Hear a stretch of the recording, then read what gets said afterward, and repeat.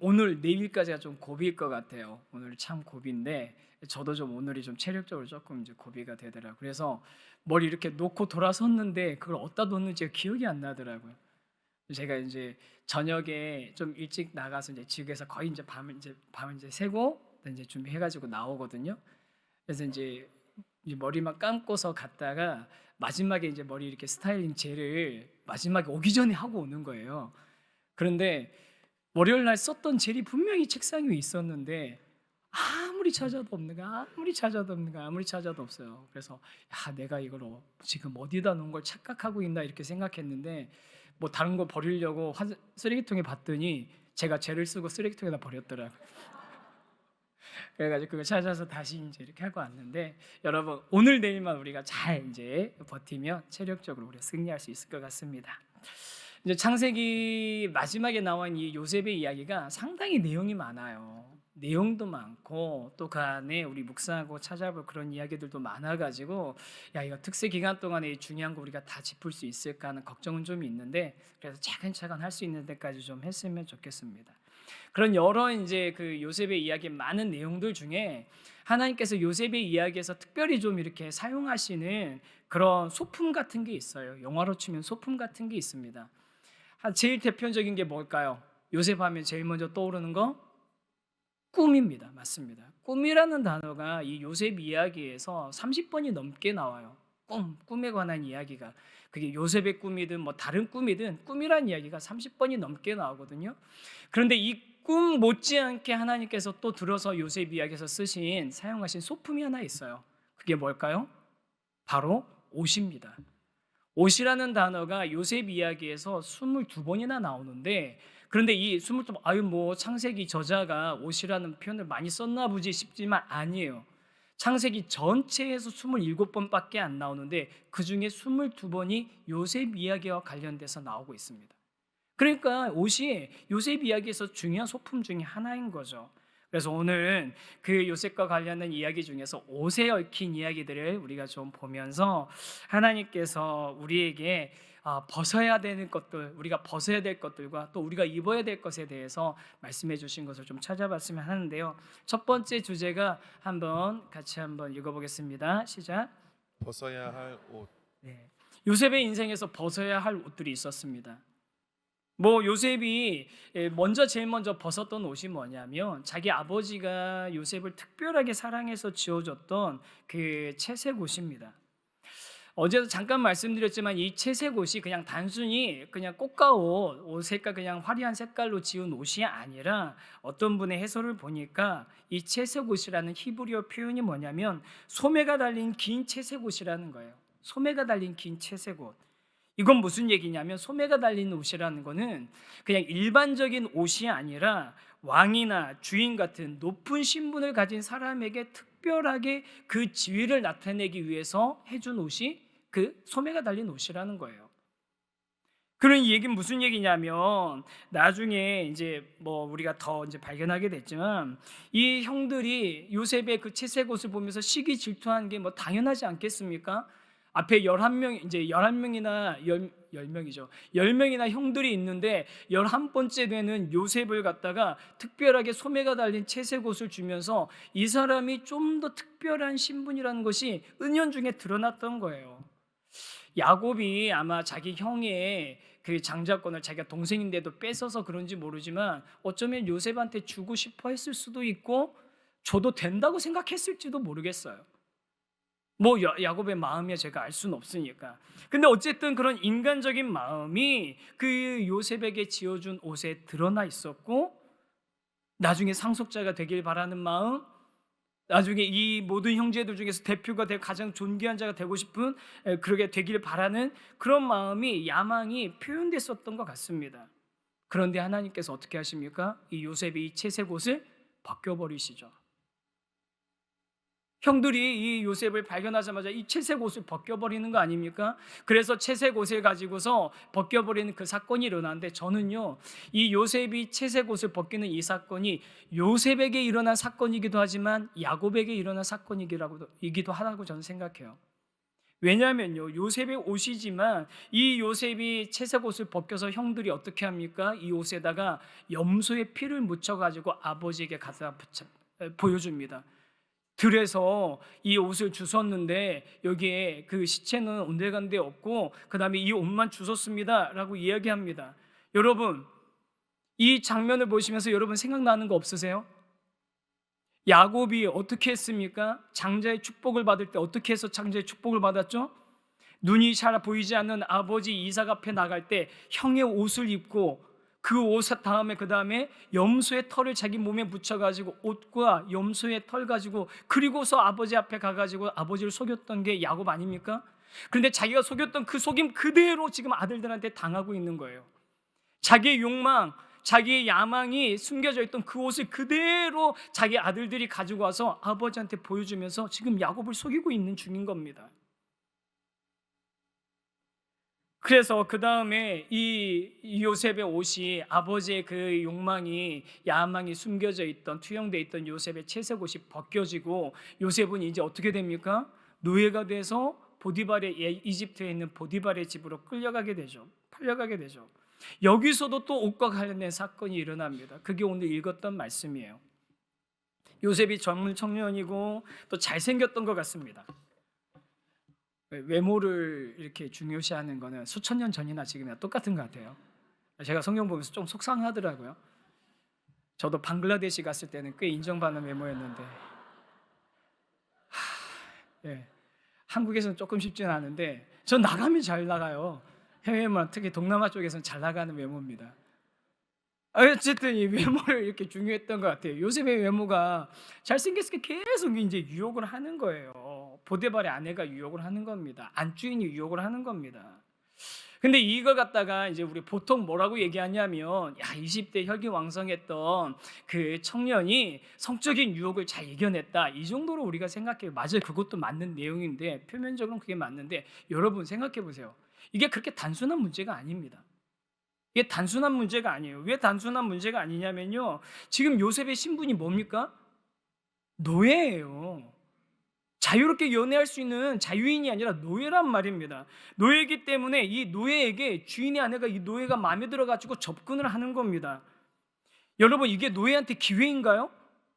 아니에요. 이건 노예에게 절대 기회가 아니라 엄청난 위기입니다. 왜냐하면 머리가 좀 빨리 돌아가는 노예라면 다 생각했을 거예요. 왜냐하면 상황이 파악이 되죠. 이 안주인의 유혹을 받아들였다가 그게 금방 들통날 가능성이 높은데 들통나면 자기는 어떻게 되는 겁니까? 죽는 거죠. 감히 주인의 아내와 죽는 거죠. 그럼 반대의 상황을 해보죠. 만약에 그 아내 그 안주인의 유혹을 거절하고서 내가 버티겠다고 해봐요. 버틸 수 있는 데까지 버텼다고 해봐요. 그럼 어떻게 되는 겁니까? 만약에 이 안주인이 자존심이 상하고 만약에 쟤는 그러면은 내 눈앞에서 없어지게 만들어 버려야겠지 마음 먹으면 어떻게 되는 거예요? 기회만 되면 제거되는 거죠. 또 죽는 겁니다. 이쪽으로 가나 저쪽으로 가나 죽을 길밖에 없는 거예요. 그나마 조금 유리하게 이 상황을 펼쳐가려면은 아마 이렇게 했을 것 같아요. 안주인하고 불륜을 저지르고 안주인에게 이제 뭔가 꼬투리를 잡아서 한몫 챙겨가지고 어떻게 야반 도주하는 정도? 속으로 생각하셨죠? 목사님 요즘 영화를 너무 많이 보는 것 같다. 이 정도가 그나마 그래도 제일 그나마 이 상황에서는 뭔가 그래도 가능성이 있는 상황이에요. 뭐가 가능성이 없어요. 노예 신분으로는 이쪽이나 저쪽이나 좋은 답이 끝이 절대로 좋을 수 없는 상황인 겁니다. 그런데 한 가지 확실한 건 뭐냐면요, 요셉이 이 보디발의 아내에게 눈길조차 주지 않았어요. 같이 있지도 않았습니다. 그 이유가 뭐겠습니까? 9절에 나와 있거든요. 9절 같이 한번 읽어보겠습니다. 시작. 이 집에는 나보다 큰 이가 없으며 주인이 아무것도 내게 금하지 아니하였어도 금한 것은 당신뿐이니 당신은 그의 아내임이라. 그런즉 내가 어찌 이 큰 악을 행하여 하나님께 죄를 지으리이까. 앞에 있는 우리가 다 이해가 돼요.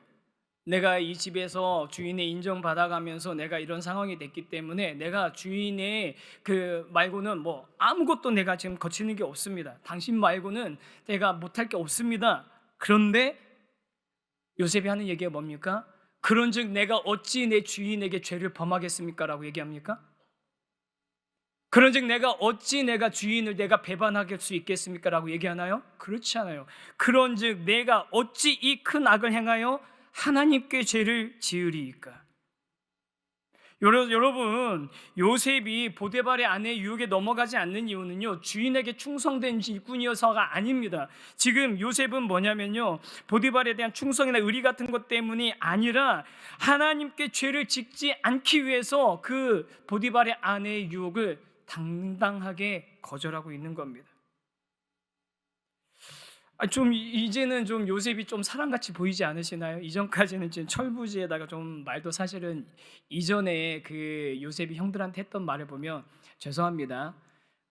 새벽이니까 싸가지 없게 좀 했었어요, 요셉이.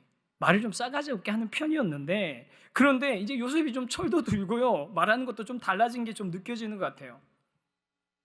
그런데 요셉이 이렇게 달라진 이유가 뭐냐면요, 요셉이 하나님과 함께하는 것, 하나님과 함께하는 그 시간들 형통이라고 말씀드렸잖아요. 하나님과 함께하는 그 시간들이 있었기 때문인데 여러분, 우리 신앙의 선배들이 얘기한 게 있어요. 거룩을 뭐라고 표현하냐면요, 하나님과의 거리라고 표현합니다. 영광은 하나님의 무게이고 거룩은 하나님과의 거리입니다. 즉 지금 이 요셉이 거룩한 정결한 선택을 할 수 있었던 이유는 뭐라고요? 하나님과 거리가 그만큼 가까웠던 거예요. 내가 어떻게 하나님께 죄를 범할 수 있겠습니까? 내가 진짜 의식하는 거는 내 주인이 아니라 나와 함께 계시는 가까이 있는 하나님입니다. 귀한 성도 여러분, 저와 여러분이 거룩한 삶을 살기를 원하십니까? 그것은 우리의 의지로 되는 게 아니라 우리가 하나님과 얼마나 가까우냐에 의해서 결정되는 줄 믿으시기 바랍니다. 우리 이 자리에 계신 우리 귀한 성도님들, 하나님과의 그 가까운 친밀한 거리를 유지해서 그 하나님 때문에 하나님이 의식돼서, 지켜보는 하나님이 의식돼서 거룩한 삶을 살아가시는 여러분들 되시기를 주님의 이름으로 축복합니다. 제가 요즘 좀 운전할 때 신경이 좀 이렇게 곤두서 있다고 그러더라고요, 아내가. 그러면서 좀 이렇게 좀 거칠대요. 그랬는데 그걸 막 못 참는데요, 운전을 못 참는데요. 제가 운전하는 차에 잘 안 타시는 게 좋아요. 근데 한 번은 이제 운전을 하고 가는데 어떤 차가 제 앞을 막 이렇게 좀 무리하게 이렇게 들어와서 이렇게 가더라고요. 이렇게 좁은 이렇게 막히는 길이었는데 그래서 좀 화가 좀 이렇게 났는데 마음에 안 들었는데 좀 얼마 가다 보니까 앞에 사고가 났는데 아까 그 끼어들은 그 차가 사고가 난 거예요. 그래서 제가 너무 꼬소했고, 야 쌤통이다 저거, 쌤통이다 그랬더니 저희 지금 눈을 동그랗게 뜨고 쳐다보고 있던 저희 딸내미 그 중에 하나가 정재환 목사님 나중에 예배 시간에 기회 한번 주시면 앞에 나가서 우리 아빠 이런 사람이라고 자기가 얘기하고 싶다는 거예요. 내가 그래서 얘기했죠. 네가 얘기하기 전에 내가 먼저 얘기할 거라고. 이제 그런데 그렇게 하고 나니까 제가 의식이 되는 거예요. 자꾸 의식이 되는 거예요. 여러분, 거룩이 뭐냐면요, 가까이 계신 하나님과의 거리라고 했지 않습니까? 가까이 계신 하나님을 의식하는 게 거룩해지는 비결입니다. 여러분, 어디 수도원 들어가가지고 어디 들어가가지고 도 닦고 와야지 하나님 거룩해지는 게 아니라 여러분 삶 가운데 가까이 계신 하나님을 느끼시면 여러분 우리의 삶을 거룩하게 이루어갈 줄 믿습니다. 우리 그렇게 거룩한 삶을 이루어가시는 하나님의 사람들 되시기를 축복해요. 그래서 요셉은요, 그 보디발의 아내의 유혹, 안주인의 유혹을 거절합니다. 그러기 위해서, 뿌리치기 위해서 어떻게 합니까? 옷을 집어 벗어 던진 거예요. 여러분, 지금 요셉이 입고 있는 옷은 어떤 옷입니까? 그렇게 형들한테 팔려와서 타향해서 말도 모르는 곳에 어렵게 말 배워가지고 집안일 배워서 어떻게 올라온 자리인데 그 자리를 지금 포기해야 되는 그런 옷인 거예요. 여러분, 요셉이 이 옷을 그 보디발의 아내 안주인한테 넘겨주면서 그 다음에 어떤 일이 일어날지 상상 못했을까요? 예상 못했을까요? 아니요, 저는 요셉이 그 이후로 하는 행동이나 말이나 모든 판단을 본다면 요셉은 이미 이 모든 판단 다 섰을 것 같아요. 충분히 예상했을 것 같습니다. 예상 못하고 한 일이 아니에요. 그런데 요셉은 왜 이렇게 했을까요? 제가 예전에 섬겼던 교회에서 청소년부를 사역할 때가 있었거든요. 그때 청소년부 너무 재밌게 했었습니다. 너무 재밌게 진짜 막 재미있게 하면서 막 이제 진짜 기쁨을 막 누리는 그런 부서가 있었는데, 감사하게도 참 그 교회가 그 당시에는 건강한 교회가지고 젊은 교사들도 많고 청년들도 많았어요. 그래서 좋은 교사들 동역자들이 많아서 재미있게 사역했는데, 그 중에 그 청소년부 부서 이제 총무 집사님을 갓 결혼한 지 얼마 안 된 젊은 집사님이 이제 총무를 했거든요. 이분이 굉장히 학생들하고도 소통도 잘 되고 또 다른 교사들하고도 관계도 좋고 교육자도 전적으로 이렇게 신뢰하면서 따라와주는 너무 좋은 동역자죠. 이분하고 이제 늘 이제 사역하는 게 참 즐거웠는데, 근데 꼭 항상 이렇게 뭐 문제가 있었던 게 어떤 지점이냐면, 여름하고 겨울에 수련회를 갔는데 수련회를 이 청년 교사가 참석을 못하는 거예요. 태권도 사범이셨는데 그 다니는 그 사범에 오랫동안 다녔던 그 도장에서 그 기간 동안에 꼭 무슨 일들을 하고 이 형편을 이렇게 안 봐주는 거예요. 편의를 안 봐주시는 거예요. 그러니까 열심히 준비를 했는데 수련회 준비하다가 그분이 올해도 저희가 제 뭐 도장하고 사정이 안 맞아가지고 수련회 참석 못하게 됐습니다. 기도하겠습니다. 이러면 약간 막 힘도 좀 빠지고 그러잖아요. 막 힘도 좀 빠지고 그랬는데 두 번째 해인가 그랬던 것 같아요. 그때에도 여름 수련회 이렇게 막 준비하고 있는데 한 번은 이제 준비하고 끝나고 교사회의 끝나고 가다가 제가 그 집사님한테 그랬어요. 집사님, 이번에도 혹시 일정 조절 안 되면 그러면 직장 그만두고 수련회 참석해야 되는 거 아니에요? 정신 나갔죠. 그렇죠? 그냥 저는 사실 진짜 좀 약간 농담처럼 그렇게 한 얘기인데, 그런데요, 그 집사님이 딱 제가 그 얘기를 하니까 저한테 뭐라고 하냐면, 목사님, 안 그래도 저 진지하게 고민하고 있습니다. 이러시는 거예요. 깜짝 놀랐죠. 큰일 났다. 그런데 그분이 어떻게 하셨냐면 진짜로 조정이 안 되니까 그 도장을 그만두셨어요. 그리고 수련회를 참석했어요. 그리고 너무너무 은혜롭게 수련회 끝났어요. 그래서 저 막 엄청 간절하게 기도했죠. 하나님, 참 믿음의 용사 결단해서 그만뒀으니까 더 좋은 데로 인도하실 줄 믿습니다. 아멘 아멘 막 기도하면서 기도했거든요. 그 다음 그분 어떻게 됐을 것 같으세요? 더 좋은 곳으로 인도해 주셨을 것 같죠. 뭐 결과적으로는 그렇게 된 거나 마찬가지인데, 사실은 그렇게 하고 나서 그 다음에 젊은 집사님이고 애도 있는데 한동안 일자리가 구해지지 않아서 너무 고생을 했어요. 한동안 일자리가 구해지지 않아서. 제가 그래서 그분하고 집사님 요즘 너무 힘드시죠? 그렇게 제가 했더니 그분이 그 다음에 그 했던 얘기가 뭔지 아세요? 제가 기억나거든요.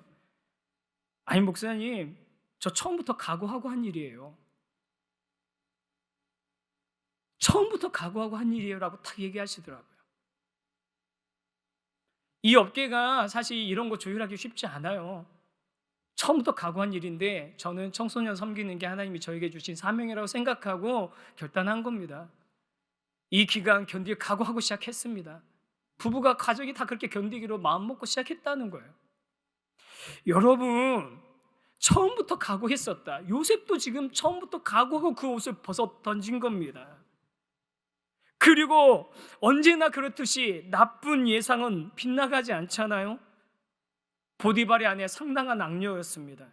제대로 요셉을 올가미 씌우고 보디발에게 당신이 데려온 이 히브리 노예가 나를 욕보이려고 했다고 하면서 처단해버리라고. 왜요? 이 요셉은 자기가 그동안 했던 그 모든 말과 행동을 알고 있잖아요. 완전히 처단해버리려고 합니다. 고발했죠. 보디발이 화를 냅니다. 그런데 여기에요, 반전이 또 있어요. 보디발이 그렇게 화를 내서 요셉을 왔으면 어떻게 되냐면, 예상은 어떻게 되냐면 보디발이 이 요셉을 죽였어야 돼요. 그런데 죽이지 않고 감옥으로 보냅니다. 왜 그랬는지 모르겠어요. 뭐 아까웠는지 어쨌는지 왜 그랬는지 모르겠어요. 그런데 보디발이 요셉을 죽이지 않고 감옥을 보내고, 감옥에 갇힐 때 요셉은 어떤 상황이었겠습니까? 이제는 그나마 간신히 애굽에서 얻었던 이 종으로서, 노예로서의 하인으로서의 옷, 이것도 이제는 없이, 그 당시 무슨 뭐 그 죄수들이 인권이 있습니까? 무슨 뭐가 있었겠습니까? 무슨 최소한의 무슨 보장이 있겠습니까? 그냥 완전히 거의 벌거벗은 상태와 같은 그런 상태로 그 감옥에서 있지 않았겠어요? 한번 이 과정을 한번 보세요. 채색 옷을 입으면서, 소매가 긴 옷을 입으면서 한 집안의 상속자처럼, 그 다음에 존귀한 사람처럼 여겨지다가, 그게 완전히 홀라당 벗겨지고, 그 다음에 그나마 그래도 이렇게 어떻게 한번 살아봐야지 하면서 노예 옷을 입고 있었는데 그것마저도 벗게 됐고, 이제는 거의 뭐 벌거벗은 상태로 죄수로 살아가고 있는 것 아닙니까?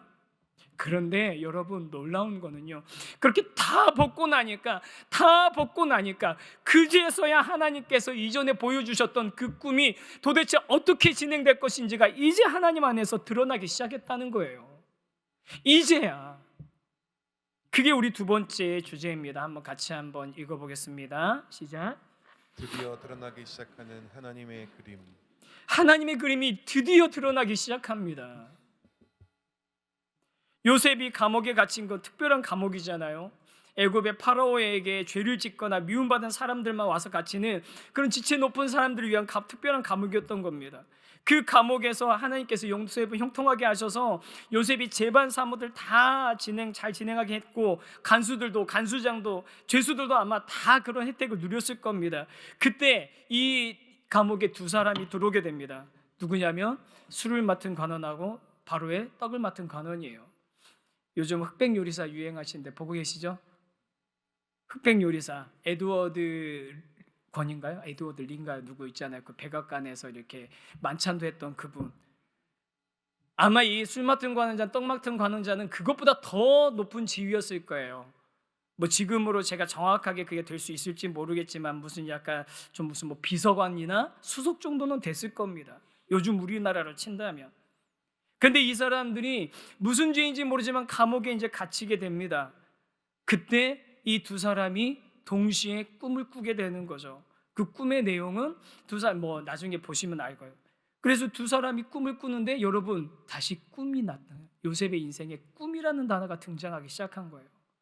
하나님이 사용하시는 소품 꿈, 하나님이 사용하시는 소품 옷, 이 두 가지가 지금 겹쳐서 지금 등장하기 시작하는 겁니다. 근데 여러분 생각해 보세요. 우리는 성경으로 읽으니까 한 5분이면 읽는 37, 38, 39, 40장이지만요. 여러분, 그 요셉이 자기가 하나님의 꿈을 꾸고 나서 지금 이 두 관원의 꿈 이야기를 들을 때까지 몇 년 정도 시간이 걸렸을 것 같으세요? 빨리 한번 계산해 보세요. 요셉이 17살에 애굽으로 끌려가고 30살에 총리가 됐는데 30살에 총리 되기 전에 감옥에서 2년 동안 더 이 꿈을 해석해 주고 나서 2년 동안 더 그곳에서 지내게 됩니다. 몇 년 정도 시간 걸린 것 같아요? 예? 그만큼 걸렸어요. 11년. 11년의 시간이 더 걸린 겁니다.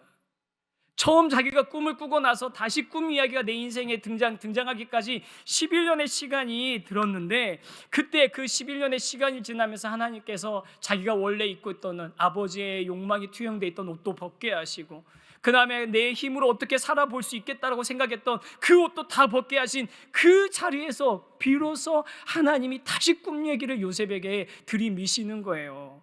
그리고 그 꿈 이야기를 들은 요셉이 그 꿈에 대해서 뭐라고 얘기하냐면 40장 8절에 나옵니다. 같이 한번 읽어보겠습니다. 시작. 그들이 그에게 이르되 우리가 꿈을 꾸었으나 이를 해석할 자가 없도다. 요셉이 그들에게 이르되 해석은 하나님께 있지 아니하니까 청하건대 내게 이르소서. 요셉이 뭐라고 합니까? 꿈에 대해서 얘기했는데 해석은 누구에게 있다고요? 하나님께 있습니다. 여러분, 이거는 두 관원에게 하는 이야기이기도 하지만 요셉 자신에게 하는 이야기예요. 내 꿈의 해석은 하나님께 있는 겁니다. 하나님이 나에게 주신 그 꿈은 끝나지 않았습니다. 그 꿈은 폐기되지 않았습니다. 당신들에게 주신 그 특별한 꿈도 그 해석은 하나님께 있습니다. 사랑하는 귀한 성도 여러분, 이런 폭풍 같은 인생 속에도 요셉이 포기하고 낙심하지 않은 이유는 그 꿈의 해석이 하나님께 있음을 알았기 때문입니다. 내 인생이 하나님 안에 있음을 알기 때문입니다. 귀한 성도 여러분, 우리 꼭 기억하시기 바랍니다. 인생의 해석은 하나님께 있습니다. 아멘이십니까? 여러분의 인생의 해석은 누구에게 있다고요? 하나님께 있습니다. 나를 향한 계획 하나님께 있습니다. 제발 하나님을 해석하려고 헛심 쓰지 마시고 하나님 안에서 여러분의 인생을 해석하시는 하나님의 사람들 되시기를 축복합니다. 다시 한번 말씀드립니다. 제발 하나님을 해석하려고 헛심 쓰지 마세요. 우리가 하나님을 어떻게 해석합니까? 하나님이 바라시는 건 하나님으로 인해서 우리의 삶이 해석되어지기를 바라시는 겁니다. 해석은 하나님께 있지 아니하니까. 여러분 삶에 대한 해석은 하나님께 있지 아니하니까. 여러분 삶으로 하나님을 해석하려고 하지 마시고 하나님으로 인해서 여러분의 삶을 해석하시는, 저와 여러분의 삶을 해석하시는 그런 믿음의 사람들 되시기를 축복합니다. 하나님 안에서야 진정으로 인생의 해석이 가능한 겁니다. 인생은 해석이다란 말 우리가 많이 들어봤잖아요. 그냥 좋은 쪽으로 해석하면 된다는 그런 의미가 아닙니다. 인생은 해석인데 어떤 해석이 되냐면 하나님께 있지 아니하니까. 저와 여러분의 인생의 해석은 하나님께 있지 아니하니까 그때 비로소 우리 인생이 제대로 해석되기 시작되는 거죠. 그리고 그렇게 하나님께 있는 그 해석을 가지고 이 두 관원의 꿈을 해결해 줘서 한 사람은 처형되고 바로의 생일에, 한 사람은 다시 복권이 되죠. 그런데 이 복권되는 그 술 맡은 관원장에게 요셉이 산언을 해요. 다시 복권되면 나의 이 억울함을 좀 기억해달라. 그런데 이 술 맡은 관원은 까맣게 잃어버립니다. 몇 년 동안? 다시 2년 동안. 바로가 해괴한 꿈을 꾸고 나서 그래가지고 이 꿈에 대한 해석을 아무도 찾지 못할 때 그제서야 이 술 맡은 관원장이 요셉이 자기의 꿈을 해석해 줬던 걸 기억하는 거예요. 그래서 서둘러서 요셉을 불러오는데요. 여러분, 요셉을 불러올 때 제일 먼저 요셉이 했던 건 뭔지 아세요?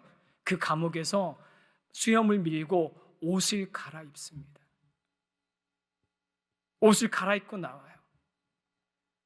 물론 왕에게, 바로 왕에게 그 설 수 있을 만한 그런 예복이었겠죠.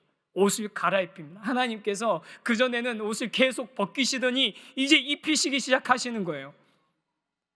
그전에는 다 벗기시더니 내 힘으로 영광과 양망이 있는 옷들은 다 벗기시더니 이제는 하나님이 옷을 입히시기 시작하시는데요. 어떻게 해요? 어디까지 하시냐면요. 여러분, 그렇게 이제 바로 앞에 와서 또다시 꿈 얘기를 하잖아요.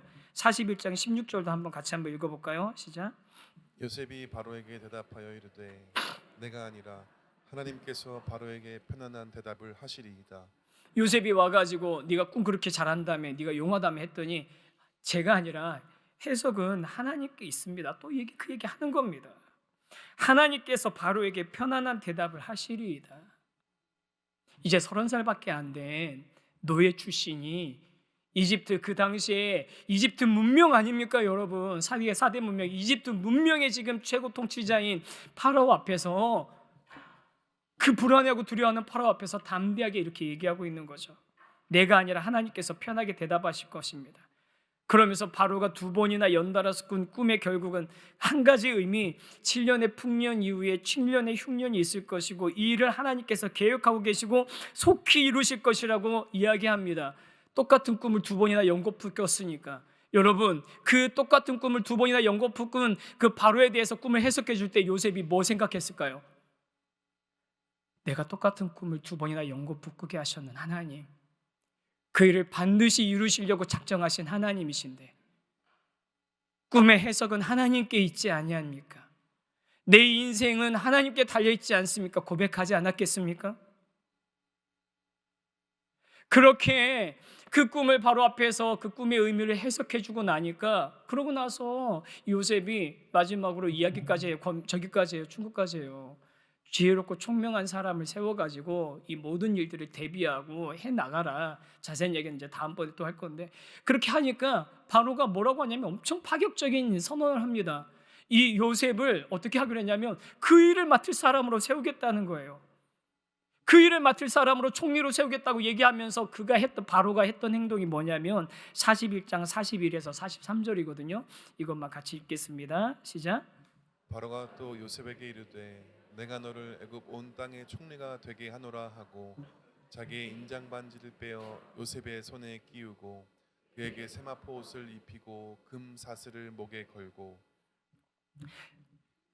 네, 42절까지만 읽고요. 괜찮습니다. 42절까지만 읽고 듣겠습니다. 어떻게 합니까? 그 전까지는 채색 옷도 벗기고 종으로서의, 하인으로서의 그 옷도 벗기시더니 이제 바로 앞에 가기 전에 옷을 갈아입히시고 그 다음에 총리로 세우시면서 어떻게 합니까?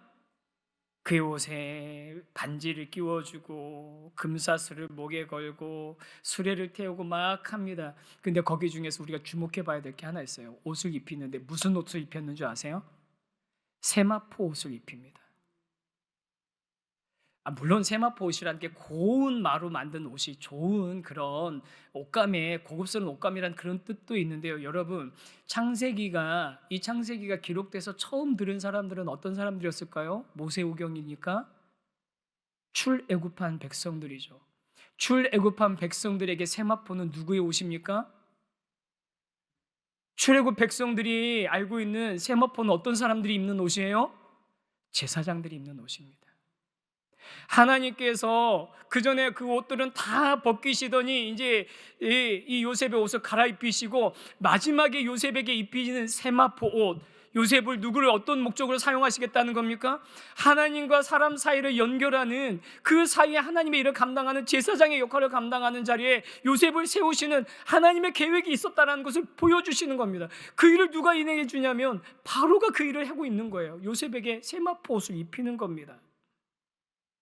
사랑하는 성도 여러분, 요셉은 단순히 인생이 총리가 돼서 성공한 그런 삶을 살게 아니라 처음에 그의 이름이 여호와께서 더하시리라고 하셨던 그 이름처럼 세상 가운데 하나님의 뜻을 전하는, 하나님의 뜻을 더하는 제사장과 같은 그런 사명으로 하나님께서 불러 사용하신 인생이었고, 그 인생이 이제 드디어 바로 앞에서 바로가 입혀주는 세마포 옷으로 그 인생의 목적이 드러나게 된 거죠.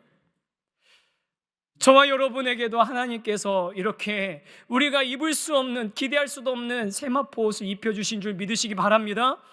왜냐하면 하나님께서 우리에게 말씀하십니다. 너희는 택하신 족속이요 왕같은 제사장이라고, 거룩한 나라요 그의 소유된 백성이라고.